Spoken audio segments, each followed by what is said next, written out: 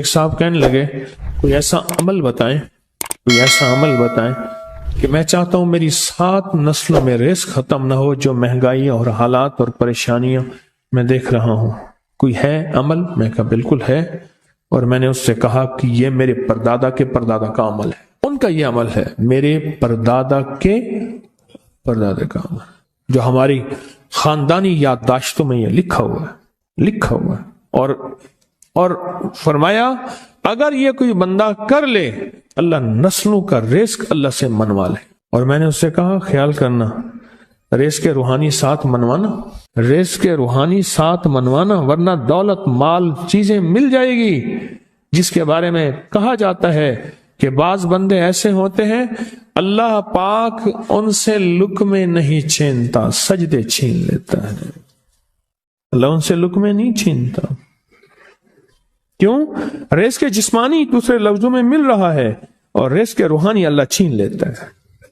یہ جو آج آپ بیٹھے ہیں تسبیح خانے میں اور میں بیٹھا ہوں، یہ ہم روحانی دسترخوان پہ بیٹھے ہیں، یہ بہت بڑا دسترخوان لگا ہوا ہے، یہ دسترخوان ہے۔ سنا ہے در یار پہ بڑی دھوم ہے، سنا ہے در یار پہ بڑی دھوم ہے، وہاں عاشقوں کا ہجوم ہے۔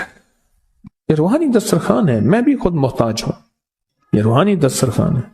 تو میں نے اس سے عرض کیا کہ ایک دسترخوان نہیں مانگنا، دونوں مانگنا، رزق روحانی بھی، رزق جسمانی تو اس کو بھی ملتا ہے جس کو کلمہ نصیب نہیں ہوا، رزق جسمانی تو اس کو ہی ملتا ہے جس کو کملی والی کی غلامی نصیب نہیں ہوئی، رزق جسمانی تو اس کو ہی ملتا ہے جس کے ماتھے پہ شقاوت لکھی ہے، رزق جسمانی تو اس کو ملتا ہے جو اللہ کا نافرمان ہے، رزق جسمانی تو اس کو ملتا ہے جو اللہ کے وجود کا انکار کرتا ہے، رزق جسمانی تو اس کو ہی ملتا ہے جو آخرت اور قبر کا انکار کرتا ہے، رزق جسمانی تو اس کو ملتا ہے جو جنات اور برزخ کا انکار کرتا ہے، رزق جسمانی تو اس کو ملتا ہے جو خود کملی والی کی نبوت کا انکار کرتا ہے، وہ تو بے بہا لوگ ہیں، ان کو ملتا ہے۔ پر تجھے بھی صرف رزق جسمانی ملا اور اللہ سے یہ منوا لیا، نہ یہ نہ منوانا، اللہ سے کہنا ہے اللہ رزق روحانی بھی دے اور رزق جسمانی بھی دے، 2 رزق کٹھے عطا فرما۔ کون سا رزق؟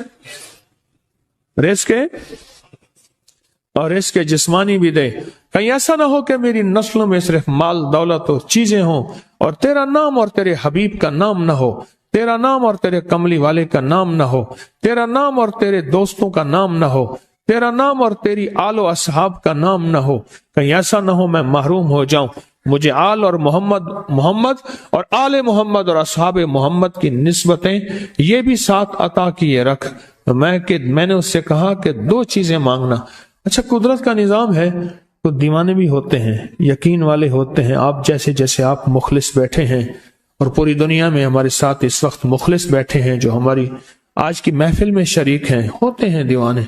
مجھ سے کہنے لگا ایک وقت ایک جگہ ہو بہت بہتر۔ میں نے اس سے کہا، میں نے کہا پھر بھی اگر ایک وقت ایک جگہ میسر نہ بھی ہو تو اگر عمل کسی وقت چوک جائے، عمل کی جگہ چوک جائے، عمل کا وقت چوک جائے، مجبوری میں نہ ہو تو بہتر ہے، پر توجہ نہ چوکے، دھیان نہ جائے، استحضار نہ جائے، یقین نہ جائے، اور سچا یقین ہو کہ میرا اللہ خود کہتا ہے یہ مانگنا بھی تو اسی نے دیا ہے نا، جب اس کریم نے مانگنا ہی خود دیا ہے تو عطا بھی خود کرے گا۔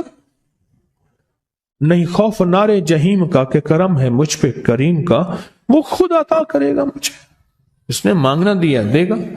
یقین ہو ایسا ایسا ایسا ایسا، اتنا زبردست یقین ہو، اتنا یقین ہو اللہ کے ملنے پہ اور اللہ کے مانگنے پہ، اتنا یقین ہو کہ گمان اور خیال سے بالا تر یقین ہو، بہت زیادہ یقین ہو۔ یاد رکھیے گا میری بات، میری طرف دیکھتے رہیں، یاد رکھیے گا جس کو ملا ہے یقین کی طاقت میں ملا ہے، اور جس سے چھنا ہے بے یقینی نے اس سے سب کچھ چھین لیا، بے یقینی نے اس سے سب کچھ چھین لیا ہے۔ جس کو ملا ہے یقین کی طاقت سے ملا ہے، یقین ہو کہ میں کر رہا ہوں اور اللہ مجھے دے دے گا۔ کہا کہ کیسا یقین ہو؟ کہا جیسے بکری کے تھن دودھ سے بھرے ہوئے اور میں کہوں کہ میرے ہاتھ سے دباؤں گا اور دودھ نکلے گا، اس سے زیادہ یقین۔ اور کہا کس سے زیادہ یقین؟ کہا کہ ایک بڑا نوٹ ہو اور بڑا نوٹ کے اندر جو ہے ایک آنے کی چیز آنی ہے، تو میں کہوں گا اس سے تو اس کی نوٹ کے اندر تو ہزاروں آنے ہیں، اور میں ایک آنے کی چیز، ایک ٹکے کی چیز لوں گا اور میرا کام بن جائے گا، اس سے زیادہ یقین ہو، اور اس سے کہیں زیادہ یقین ہو کہ سخت پیاس ہے اور میں پانی کو دیکھوں، اور پانی کو دیکھتے ہی مجھے یقین ہو کہ اس سخت پیاس میں میرا پیاس بجھ جائے گی، پیٹ بھر جائے گا، اس سے کہیں زیادہ یقین ہو۔ میں پھر بھی یقین کو نہیں سمجھا سکا، علم بھی محدود ہے، الفاظ بھی میرے پاس محدود ہیں، اس سے کہیں زیادہ یقین ہو، اس سے کہیں زیادہ یقین ہو، اور بہت زیادہ یقین ہو۔ کیا خیال ہے؟ آپ چاہیں گے اپنی نسلوں کے لیے بخت، رزق، نصیب اور مقدر منوا لیں؟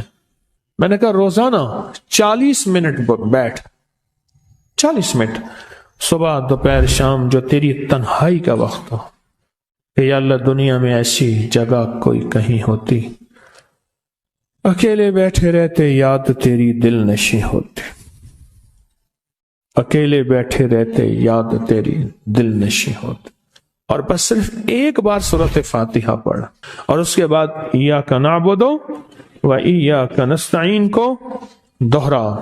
تو میں نے اس سے عرض کیا کہ بس اس کو وجدان سے پڑھو، ایسے پڑھ کے رونگٹے کھڑے ہو جائیں، آنسو بہنے لگ جائیں، دل کے اندر کا درد اور دل کا اندر کا غم اور اللہ کے سامنے حاضری، استحضار، اور یہ کیفیتیں تیری ہوں کہ بس اس کے علاوہ کوئی مجھے یاد نہ رہے۔ اس درد سے پڑھو، صرف 40 منٹ۔ 40 کی عدد کے ساتھ کائنات کے رازوں کا بڑا تعلق ہے۔ 40 کا جو عدد ہوتا ہے، بس 40 کے عدد کے ساتھ پڑھ، اور بہت توجہ سے پڑھ، اور بہت دھیان سے پڑھ،